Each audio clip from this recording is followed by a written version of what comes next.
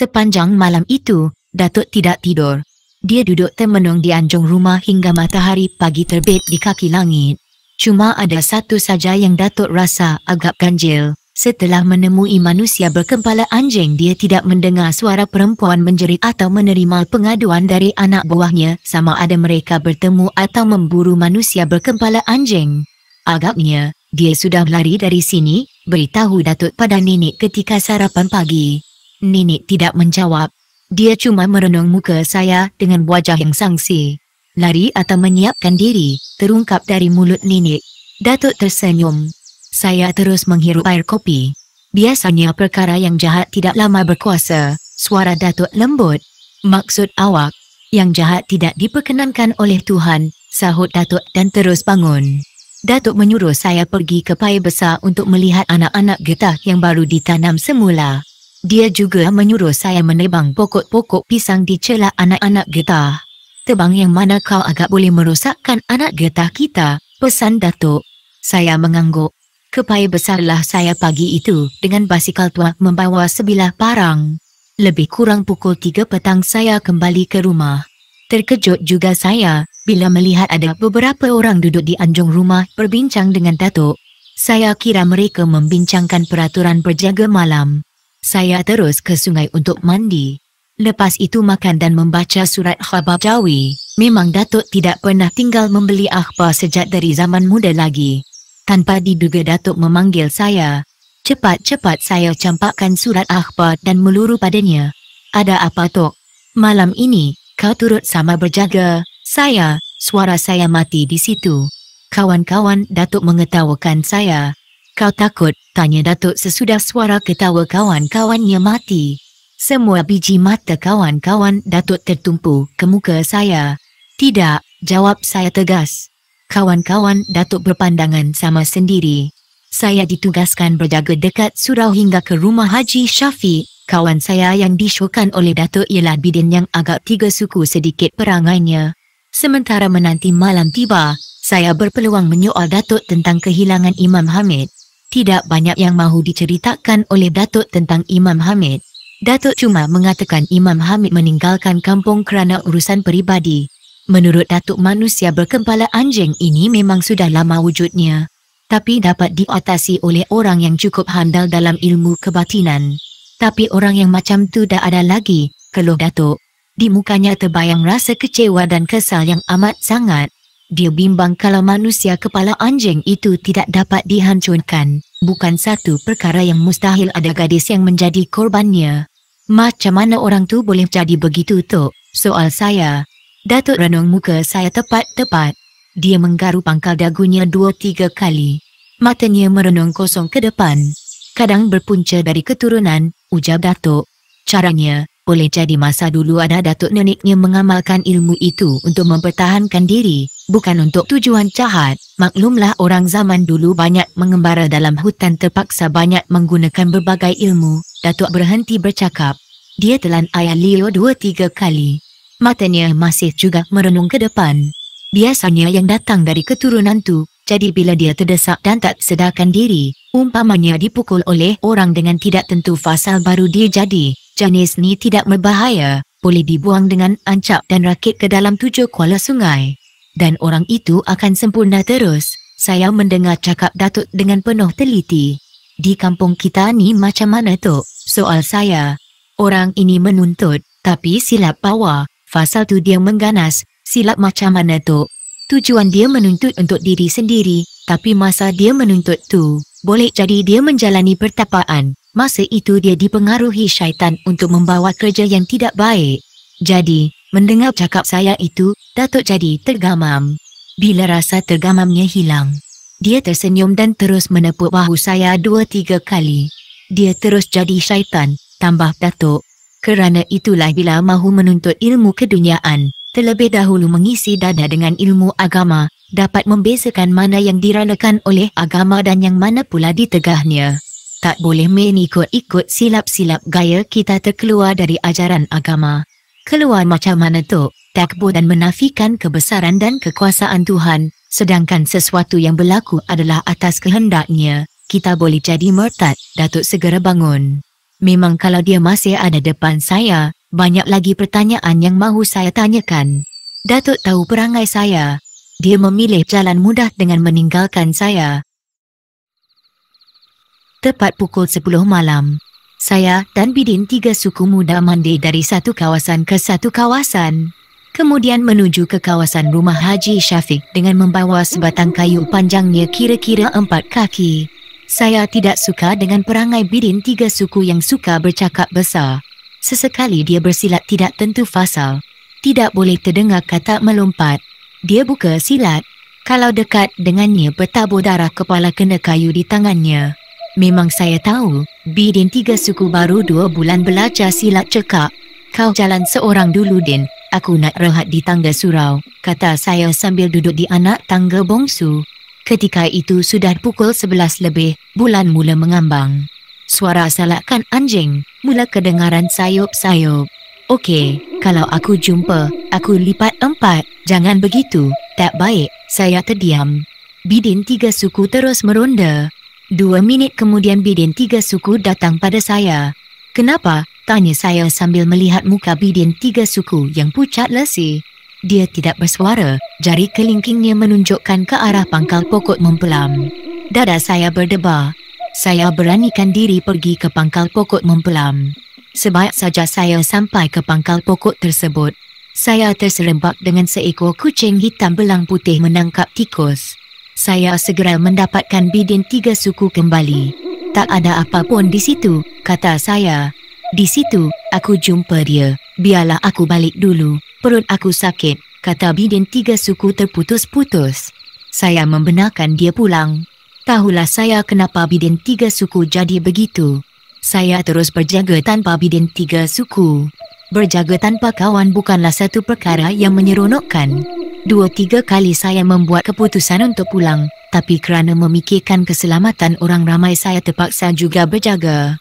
Suara lolongan anjing makin hebat. Sekali-sekala terdengar bunyi suara burung jampuk. Tingkah meningkap dengan suara burung hantu. Angin malam terus juga bertiup, dedaun bergerak.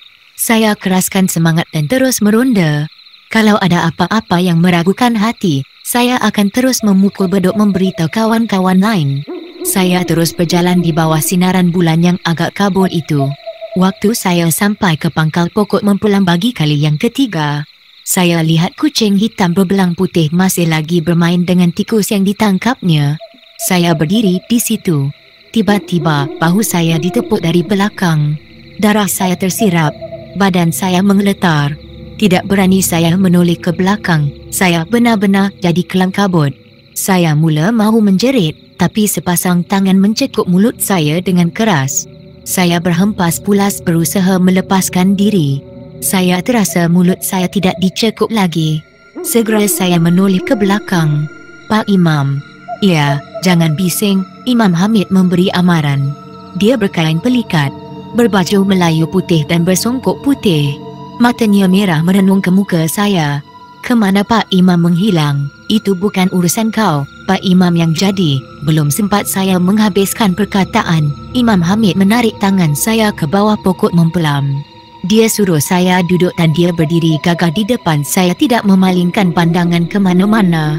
Saya tentang wajahnya dengan harapan di bawah sinaran bulan yang muram, saya dapat melihat pertukaran wajahnya dari manusia kepada anjing. Apa yang saya harapkan tidak terjadi. Pak Imam tetap berwajah manusia. Suara salakan anjing terus menerus. Burung kian kuat berbunyi. Angin malam menggugurkan mempelam tua. Dengan mendadak saja bulu tengkuk saya berdiri. Datuk kau berjaga sebelah mana? Sebelah barat Pak Imam. Bagus, satu peluang yang baik. Apa yang Pak Imam cakapkan ini? Kau mana tahu? Suaranya keras sekali. Dia menarik tangan saya dengan kasar menuju ke surau. Tidak lama kami berdiri dekat surau. Pak Imam menarik tangan saya menuju ke rumah Pak Jalil. Dia berdiri betul-betul dekat tingkap bilik minah anak dara Pak Jalil. Saya makin yakin bahawa manusia berkepala anjing yang dicari selama ini adalah Pak Imam. Cara yang paling baik saya pilih ialah memukul kepala Pak Imam dekat kayu bila dia terlali. Sesungguhnya Pak Imam cukup berhati-hati dalam kerjanya. Dia tahu dan ingat tiap langkah yang sudah dan langkah yang akan dibuatnya. Saya panggil orang kampung Pak Imam. Jangan, tegahnya. Saya bertambah bingung dengan sikap dan tindak tanduk Pak Imam Hamid.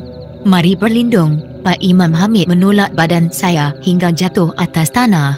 Kemudian kami merangkak perlahan-lahan menuju ke pangkal pokok asam jawa yang dikelilingi oleh semak samun. Pak Imam Hamid mendongak ke langit melihat bulan. Wajahnya nampak muram kerana bulan di langit dilindungi oleh awan tebal. Bila awan tebal berlalu, bulan tersembul indah di dada langit. Wajah Pak Imam nampak berseri-seri. Mulutnya mula kumat kamit membaca sesuatu. Dada saya mula berdebar. Dalam keadaan yang mendebarkan itu, saya lihat Pak Imam Hamid menukar baju dan kain dengan seluar. Seluruh badan Imam Hamid dibalut oleh kain hitam. Songkok putihnya juga ditukar hitam. Aku mahu jadi anjing, katanya sambil menekan batang leher saya ke bumi. Hidung saya mencium tanah. Imam Hamid menyarap sama rata dengan tanah. Dia memberitahu saya supaya jangan lori atau menjerit. Kalau saya tidak menurut perintahnya, dia akan menikam saya dengan lawi ayam. Saya bertambah menggeletar. Suara anjing bertambah kuat. Angin makin kencang bertiup. Berdetup-detap bunyi ranting menimpa bumi. Bulan terus mengambang. Suara katak bertambah rancak menyanyi. Imam Hamid masih menyarap. Matanya merenung ke arah rumpun senduduk dan serunai laut di sebelah kanan rumah Pak Jalil. 2 ekor anjing hitam keluar dari situ meraung panjang ke bulan. Ekornya terpacak ke langit. Rumpun senduduk dan serunai laut bergerak hebat. Imam Hamid tidak berkata sepatah apapun. Mulutnya terus kumat kamit. Saya lihat matanya tidak berkedip memandang beluka kecil di depannya. Lihat, katanya. Saya memandang ke depan. Seorang lelaki berkulit hitam berkepala anjing keluar dari celah semak itu. Dia meraung bagaikan anjing merenung bulan. Lembaga manusia berkepala anjing melompat ke arah tingkap tempat Mina tidur. "Datuk, kau di mana?" bisik Imam Hamid. "Macam saya cakap tadi." Orang ini membalas dendam. "Selagi keluarga Datuk kau tidak dirosakkan, dia tidak akan berhenti." Saya segera teringat Pak Jalil memang ada hubungan keluarga dengan Datuk. Malah dalam perkiraan Datuk, Minah mahu dijadikannya isteri pada seorang cucunya. Jadi cakap Imam Hamid ini memang ada benarnya. Fikir saya sendirian. Dalam berfikir begitu, saya lihat manusia berkepala anjing menepuk dinding dan daun tingkap rumah Pak Jalil terkuat dengan sendirinya. Manusia berkepala anjing melompat ke atas, bertenggek di bendul tingkap. Saya bertambah kelam kabut. Imam Hamid bangun menuju ke bawah rumah. Dia terus bertempik dan menjerit sekuat hati, kemudian diikuti dengan suara azan yang nyaring. Saya terus menuju ke surau lalu memukul beduk. Bila saya pulang ke tempat asal, saya lihat Imam Hamid sedang berhadapan dengan manusia berkepala anjing. Manusia berkepala anjing terus menyerang Imam Hamid. Dengan tenang Imam Hamid mengelak serangan itu. Saya mendekati Imam Hamid. Dia menyuruh saya pergi jauh. Jelas kedengaran Imam Hamid membaca ayat-ayat suci masa dia bertarung dengan manusia berkepala anjing. Saya terus berdoa semoga orang-orang kampung akan datang segera ke tempat Imam Hamid. Dalam keadaan yang gawat itu, saya lihat manusia berkepala anjing tidak berdaya menyerang Imam Hamid. Dia lemah. Ketika itulah Imam Hamid memasukkan jawi ayam ke perut manusia berkepala anjing. Imam Hamid meneruskan pembacaan ayat-ayat suci. Manusia berkepala anjing berguling-guling atas tanah. Seluruh isi rumah Pak Jalil terjaga. Dan orang-orang kampung pun tiba. Datuk meluru ke depan. Imam Hamid segera menghalang. "Jangan dekati dia. Biarkan di situ, nanti kita akan tahu siapa dia. Biar saya tikam," kata Datuk. "Jangan. Kita cuma boleh menikam hanya sekali. Kalau 2 kali kita tikam, dia tidak akan mati," terang Imam Hamid. Datuk aku dengan perintahnya itu. Bila manusia berkepala anjing itu berhenti menggelupur, kepalanya segera hilang dan diganti dengan kepala manusia. "Anjang dola," kata Datuk. Imam Hamid senyum. Saya bertambah bingung. Macam mana orang yang sudah mati boleh hidup kembali? Perkara itu segera saya tanyakan pada Imam Hamid. Dengan senyum Imam Hamid menjawab, "Roh dan badannya tidak diterima bumi kerana mengamalkan ilmu salah." "Begitu," sahut saya lembut. Saya lihat bekas tempat manusia berkepala anjing itu berguling terdapat batang pisang. Datuk terus memotong batang pisang itu 7 kerat. 2 dibuang ke dalam semak dan yang 5 lagi dicampakkan ke laut pada keesokan harinya. Atas arahan Imam Hamid, dia menyuruh penduduk kampung membaca Yasin 44 malam berturut. Perintah itu juga dituruti oleh orang-orang kampung. Sejak itu kampung saya tidak diserang oleh manusia berkepala anjing hingga sekarang. 2 bulan lepas peristiwa itu, Datuk mengajak saya pergi ke kampung Sungai Sadang. Datuk ke situ kerana dia diajak oleh kenalan rapatnya menangkap burung waktu malam.